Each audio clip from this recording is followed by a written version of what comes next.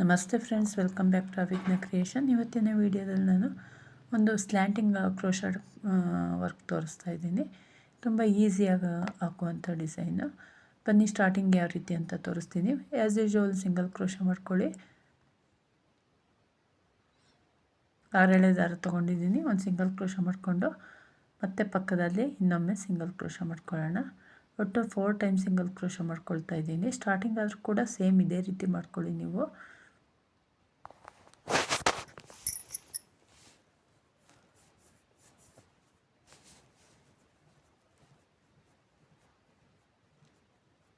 ನಾಲ್ಕು single crochet ಆದಮೇಲೆ ಇಲ್ಲಿಂದ 2 ಚೈನ್ ಹಾಕ್ಕೊಳ್ತಾ ಇದ್ದೀನಿ. 1 2 ಚೈನ್ ಹಾಕ್ಕೊಂಡು ನೀಡಲ್ ಮೇಲೆ ಒಮ್ಮೆ ದಾರ ಸುತ್ಕೋಬೇಕು. ದಾರ ಸುತ್ತಕೊಂಡು ಇಲ್ಲಿ ಸಿಂಗಲ್ ಕ್ರೋಶೆ ಮಾಡಿದ್ದೀನಲ್ಲ ಅದ್ರ ಪಕ್ಕದಲ್ಲಿ ನೀಡಲ್ ಹಾಕಿ ದಾರನ ತೊಗೊಬಂದು ನೀಡಲ್ ಮೇಲಿರೋ ದಾರನ ಎಡನ್ನ ಒಂದು ಮಾಡ್ಕೊಳ್ಳಿ. ಅಂದರೆ ಡಬಲ್ ಕ್ರೋಶೆ ಮಾಡ್ಕೊಳ್ಳಿ. ಮತ್ತು ಈಗ ಅದ್ರ ಪಕ್ಕದಲ್ಲಿ ಮತ್ತೊಮ್ಮೆ ಡಬಲ್ ಕ್ರೋಶೆ.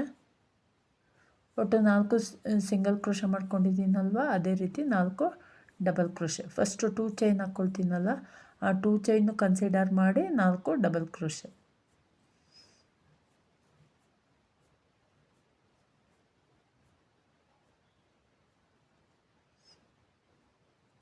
ನಾಲ್ಕು ಕಂಬಗಳಾದಮೇಲೆ ಈಗ 4 ಚೈನ್ ಹಾಕ್ಕೊಳ್ತಾ ಇದ್ದೀನಿ.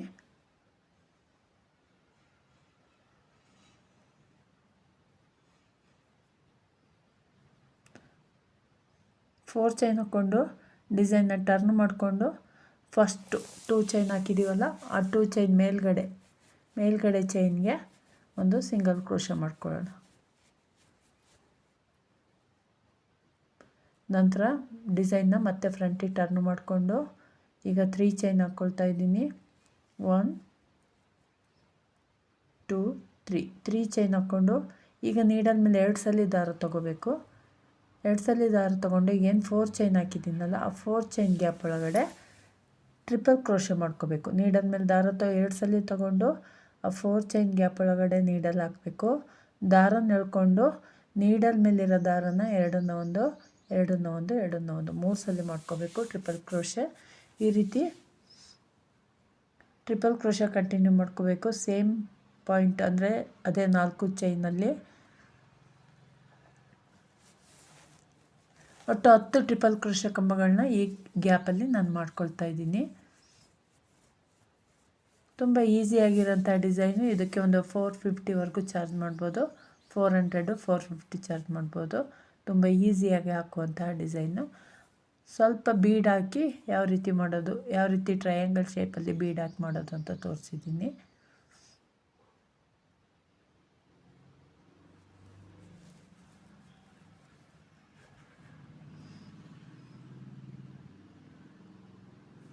ಒಟ್ಟು 10 ನಾನು ಫಸ್ಟು 3 ಚೈನ್ ಹಾಕಿದ್ದೀನಲ್ಲ, ಅದನ್ನು ಬಿಟ್ಟು 10 ಟ್ರಿಪಲ್ ಕ್ರೋಶೆ ಕಂಬಗಳನ್ನ ಮಾಡ್ಕೊಂಡಿದ್ದೀನಿ.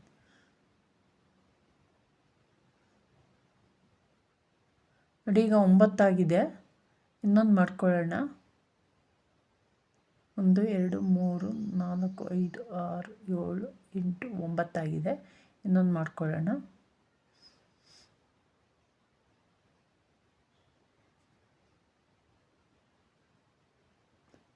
ಈಗ 10 ಕಂಬಗಳಾಯಿತು. 10 ಕಂಬಗಳಾದಮೇಲೆ ನೋಡಿ ಒಂದು ಚೈನ್ ಹಾಕ್ಕೊಳ್ಳೋಣ. ಈಗ ಈ ರೀತಿ ಬರುತ್ತೆ ಆರ್ಚು.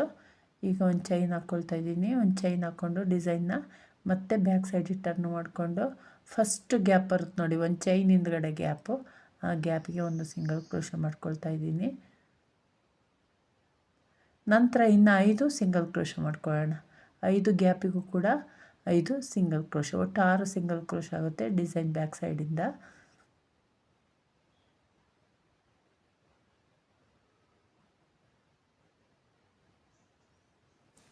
ತುಂಬ ಈಸಿಯಾಗಿ ಹಾಕ್ಬೋದು. ಬಿಗಿನರ್ಸ್ ಕೂಡ ಟ್ರೈ ಮಾಡ್ಬೋದು.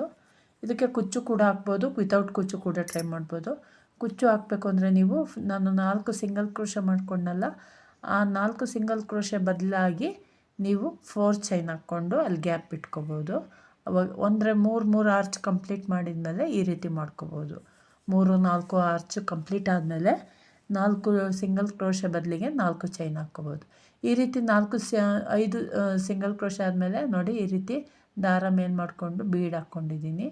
3 ಪರ್ಲ್ ಬೀಡ್ ಹಾಕ್ಕೊಂಡು ಡಿಸೈನ್ನ ಫ್ರಂಟಿಗೆ ಟರ್ನ್ ಮಾಡ್ಕೊಂಡಿರ್ತೀವಲ್ಲ, ಫಸ್ಟ್ ಗ್ಯಾಪಿಗೆ ಒಂದು ಸಿಂಗಲ್ ಕ್ರೋಶೆ ಮಾಡ್ಕೊಳ್ಳೋಣ. ಆವಾಗ ಈ ರೀತಿ ಬೀಡು ಟ್ರಯಾಂಗಲ್ ಶೇಪಲ್ಲಿ ಕುತ್ಕೊಳ್ಳುತ್ತೆ. ನಂತರ ಉಳಿದ ಗ್ಯಾಪಿಗೆ ಸಿಂಗಲ್ ಕ್ರೋಶೆ ಮಾಡಿಕೊಂಡು ಕಂಟಿನ್ಯೂ ಮಾಡೋಣ.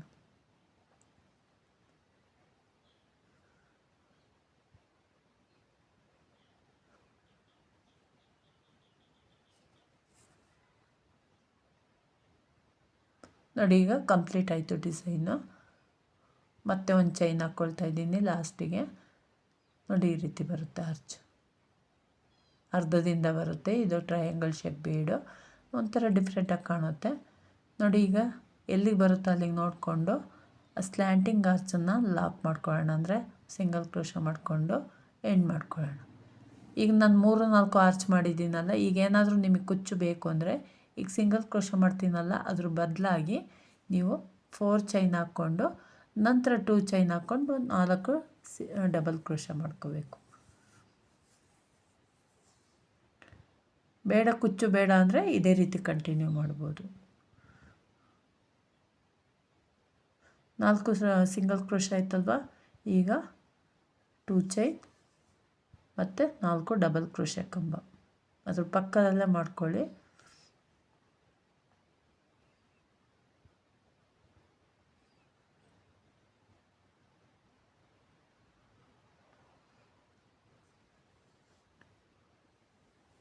ವೀಕ್ಷಕರೇ, ಇದು ತುಂಬ ಈಸಿಯಾದಂಥ ಡಿಸೈನು, ಹಾಗೆ ಕಡಿಮೆ ಸಮಯದಲ್ಲಿ ಹಾಕುವಂತಹ ಡಿಸೈನು.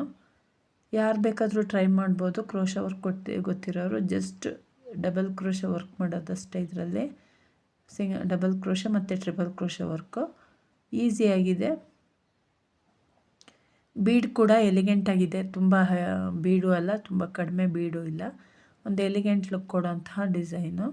ನೋಡಿ, ಈ ರೀತಿ 4 ಡಬಲ್ ಕ್ರೋಶೆ ಆದಮೇಲೆ ಡಿಸೈನ್ನ ಬ್ಯಾಕ್ ಸೈಡಿಗೆ ಟರ್ನ್ ಮಾಡಿಕೊಂಡು 4 ಚೈನ್ ಹಾಕ್ಕೊಳ್ತಾ ಇದ್ದೀನಿ. 4 ಚೈನ್ ಹಾಕ್ಕೊಂಡು ಫಸ್ಟ್ 2 ಚೈನ್ನ ಮೇಲಿನ ಚೈನ್ ಗ್ಯಾಪ್ಗೆ ಒಂದು ಸಿಂಗಲ್ ಕ್ರೋಶೆ ಮಾಡ್ಕೊಂಡಿದ್ದೀನಿ.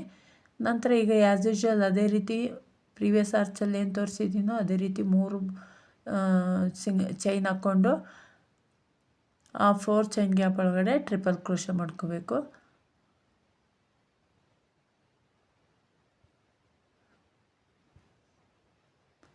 ಈ ರೀತಿ ಒಟ್ಟು ನಾನು 10 ಟ್ರಿಪಲ್ ಕ್ರೋಶೆ ಕಂಬಗಳನ್ನ ಕಂಪ್ಲೀಟ್ ಮಾಡಿದ್ದೀನಿ. ನೋಡಿ, ಕಂಪ್ಲೀಟ್ ಮಾಡಿದ ಮೇಲೆ ಈಗ ಮತ್ತೆ ಲಾಸ್ಟಿಗೆ ಒಂದು ಚೈನ್ ಹಾಕ್ಕೊಳ್ತಾ ಇದ್ದೀನಿ. ಒಂದು ಚೈನ್ ಹಾಕ್ಕೊಂಡು ಡಿಸೈನ್ನ ಬ್ಯಾಕ್ ಸೈಡಿಗೆ ಟರ್ನ್ ಮಾಡಿಕೊಂಡು ಆ ಚೈನ್ ಹಿಂಭಾಗದ ಗ್ಯಾಪಿಗೆ ಒಂದು ಸಿಂಗಲ್ ಕ್ರೋಶೆ ಮಾಡ್ಕೊಳ್ತಾ ಇದ್ದೀನಿ. ನಂತರ ಈಗೇನು ಇನ್ನು 4-5 ಸಿಂಗಲ್ ಕ್ರೋಶೆ ಮಾಡ್ಕೊಳ್ಳೋಣ. ಫಸ್ಟು ನಾನು ಮಾಡಿದ್ದೀನಲ್ಲ ಆ ಸಿಂಗಲ್ ಕ್ರೋಶೆನ ಸೇರಿ 6 ಸಿಂಗಲ್ ಕ್ರೋಶೆ ಮಾಡ್ಕೊಳ್ತಾ ಇದ್ದೀನಿ. ಅಲ್ಲಿ ಕರೆಕ್ಟಾಗಿ ಆರ್ಚ್ನ ಸೆಂಟ್ರ್ ಭಾಗಕ್ಕೆ ಬರುತ್ತೆ, ಆವಾಗ ಅಲ್ಲಿಂದ ಬೀಡ್ ಹಾಕ್ಕೊಳ್ಳೋದು.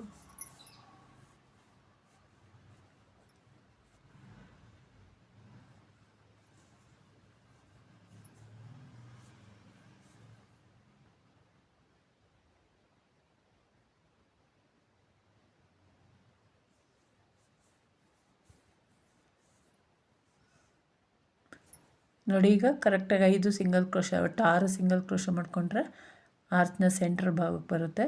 ಈಗ ದಾರ ಇಲ್ಲಿ ಮೇಲೆ ಮಾಡಿಕೊಂಡು ಅದೇ ರೀತಿ 3 ಬೀಡ್ ಹಾಕ್ಕೊಳ್ಳೋಣ. 3 ಬೀಡ್ ಹಾಕ್ಕೊಂಡು ಬೀಡ್ ಲಾಕ್ ಮಾಡೋದೇನು ಬೇಡ, ಹಾಗೆ ನೆಕ್ಸ್ಟ್ ಗ್ಯಾಪಿಗೆ ಒಂದು ಸಿಂಗಲ್ ಕ್ರೋಶೆ ಮಾಡ್ಕೊಳ್ಳೋಣ. ಸ್ವಲ್ಪ ಟೈಟಾಗಿ ಸಿಂಗಲ್ ಕ್ರೋಶನ ಟೈಟಾಗಿ ಮಾಡಿಕೊಂಡ್ರೆ ಈ ರೀತಿ ಟ್ರಯಾಂಗಲ್ ಶೇಪಲ್ಲಿ ಕೂತ್ಕೊಳ್ಳುತ್ತೆ.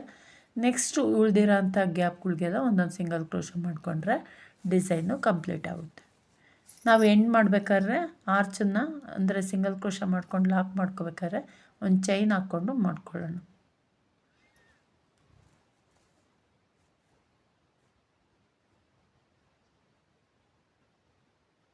ತುಂಬ ಟೈಟಾಗಿ ಹಾಕ್ಕೊಂಡ್ರೆ ಡಬಲ್ ಕ್ರೋಶೆ ಒಂದು ಸ್ವಲ್ಪ ದಾರ ಬಿಟ್ಕೊಳ್ಳುತ್ತೆ ಪದೇ ಪದೇ.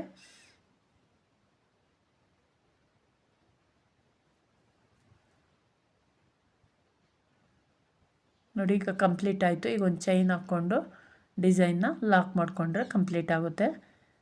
ನೋಡಿ, ನಾನು ಡಿಸೈನ್ ಕಂಪ್ಲೀಟ್ ಆದಮೇಲೆ ತೋರಿಸ್ತೀನಿ. ಈ ರೀತಿ ಬಂದಿದೆ. ಇದು ಫೋಲ್ಡಿಂಗ್ ಏನಾಗಲ್ಲ, ನಾನು ಫೋಲ್ಡ್ ಮಾಡಿಕೊಂಡು ವರ್ಕ್ ಮಾಡಲಿಕ್ಕೆ ಈಸಿ ಆಗಲಿ ಅಂತ ಫೋಲ್ಡ್ ಮಾಡ್ಕೊಂಡಿರೋದ್ರಿಂದ ಈ ರೀತಿ ಬೆಂಡ್ ಆಗಿದೆ. ಇಷ್ಟ ಆಗಿದ್ದರೆ ಒಂದು ಲೈಕ್ ಕೊಡೋದನ್ನು ಮರಿಬೇಡಿ. ಯಾರೆಲ್ಲ ಸಬ್ಸ್ಕ್ರೈಬ್ ಮಾಡ್ಕೊಳ್ದೆ ನೋಡ್ತಿದ್ದೀರಾ ಪ್ಲೀಸ್ ಸಬ್ಸ್ಕ್ರೈಬ್ ಮಾಡ್ಕೊಳ್ಳಿ, ಸಪೋರ್ಟ್ ಮಾಡಿ. ನಿಮ್ಮ ಅನಿಸಿಕೆಗಳನ್ನ ಕಮೆಂಟ್ ಬಾಕ್ಸಲ್ಲಿ ತಿಳಿಸಿ. Thank you for watching. Bye.